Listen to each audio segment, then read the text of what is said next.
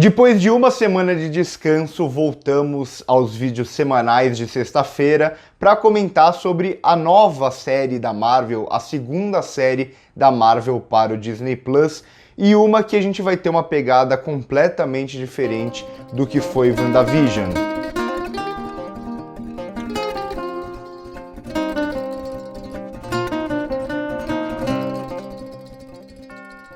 Só antes de começar a falar sobre o episódio, eu queria fazer um convite para vocês, porque hoje à noite a gente vai ter uma live aqui no canal sobre os indicados do Oscar e também sobre o Framboesa de Ouro. Então a gente vai comentar sobre todos os indicados do Oscar, onde assistir a esses filmes, se a gente achou as indicações boas, justas, quem ficou de fora, e no final da live aí a gente brinca um pouco conversando sobre os indicados ao Framboesa de Ouro, que é essa premiação mais descontraída pra zoar mesmo. Esse episódio já vai trazer um pouco do conflito principal desses dois personagens, distantes ainda aqui, mas que compartilham de alguns sentimentos parecidos. Os dois eles olham muito para o passado e não conseguem enxergar tanto um futuro. O Falcão, por causa do peso do manto do Capitão América, do escudo do Capitão América, então ele tá olhando para o passado, ele não se sente digno daquele manto, ele não se sente digno daquele escudo, ele acha que não vai ter outro Capitão América, que ninguém vai ser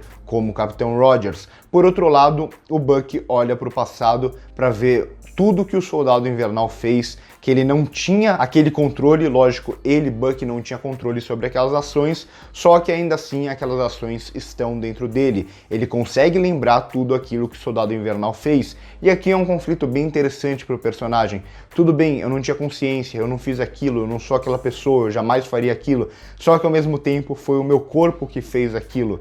Então é um conflito bem interessante aqui, que traz todo esse trauma para o personagem e ao mesmo tempo ele tenta ser um personagem diferente, mas ele tem dificuldade para isso, ele tem dificuldade de ser uma nova pessoa, ele continua sempre olhando para o passado. Um bom exemplo disso é a amizade que ele faz ali com o Yori, que é justamente o pai de um dos caras que ele matou, um cara completamente inocente, que não tinha nada a ver e ele acabou matando só para não ter uma testemunha. E não é uma coincidência aqui, tá? Eu acho que o roteiro jamais faria isso e fica claro desde o começo na atuação do Sebastian Stan que ele sabe muito bem quem é aquele senhorzinho que ele está se aproximando e ele sabe o porquê ele está se aproximando de alguém. O que fica ainda mais claro quando a gente vê a conversa dele com a psicóloga, que por sinal é uma péssima psicóloga, mas enfim, ela fala sobre ele não ter outros amigos, sobre ele não conversar com ninguém, e o único amigo que ele faz aqui é justamente o Yori, por ter essa relação com o passado dele. Só que ao mesmo tempo a gente sente um pouco do efeito do blip aqui, né, que é o estalo, eu continuo chamando de estalo, mas enfim, como mudou a vida das pessoas, como mudou a dinâmica do mundo. E isso vai aparecer também nesses dois personagens aqui.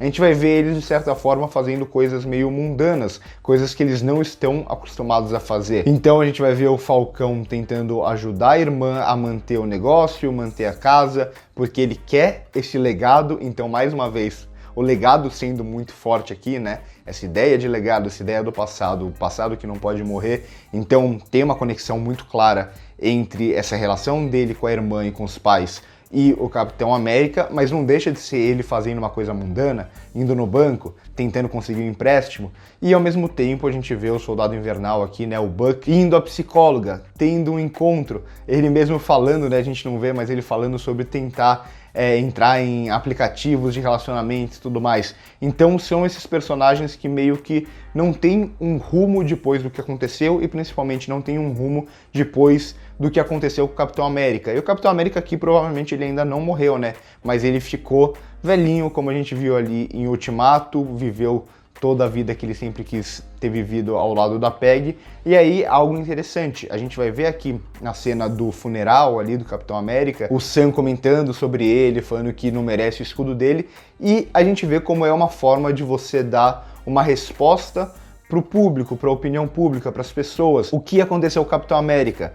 No caso, eles vão falar que ele morreu, vão fazer um funeral e tudo mais. Porque como que você vai explicar que o Capitão América envelheceu do nada? De repente ele virou uma pessoa de 90 anos. Você vai falar que ele voltou no tempo e viveu uma vida nova. Então, como isso é muito difícil de explicar, como as pessoas meio que não vão aceitar isso, a gente vê que eles dão uma nova solução e a gente vê também lá com o soldado conversando, né, o coronel conversando com o Sam no começo do episódio, falando sobre as teorias que criam em relação ao Capitão América, que ele está escondido na Lua e coisas do tipo. E além disso, a gente tem o primeiro problema aqui, que deve ser o problema da série, o vilão da série, alguém que o Soldado Invernal e o Falcão vão ter que se juntar para combater, que são os apátridas. E eu gostei da ideia por trás dessa organização, que deve ser liderado pelo Flag Smasher, ou pela Flag Smasher, que eu acho que aqui na série vai ser uma mulher e não vai ser aquele super soldado ali que bate no coronel em determinado momento do episódio. Aquele parece mesmo ser só um integrante da organização, e eu gosto da ideia aqui por trás, né? Quando tem o estalo, o mundo meio que tem que se juntar para resolver aquilo. O que aconteceu do nada que metade da população parou de existir? Então meio que deixa de existir essa ideia de nações, essa ideia de um mundo dividido, um mundo meio que se une. E aí depois que volta o estalo, volta a ideia de nação, volta a ideia de territórios, e com isso começa a se gerar de novo esses conflitos. Então a gente vê aqui uma organização que obviamente toma métodos que não são métodos corretos, mas que tem uma ideia interessante por trás, a ideia de vamos unir o mundo não deve ter fronteiras e tudo mais.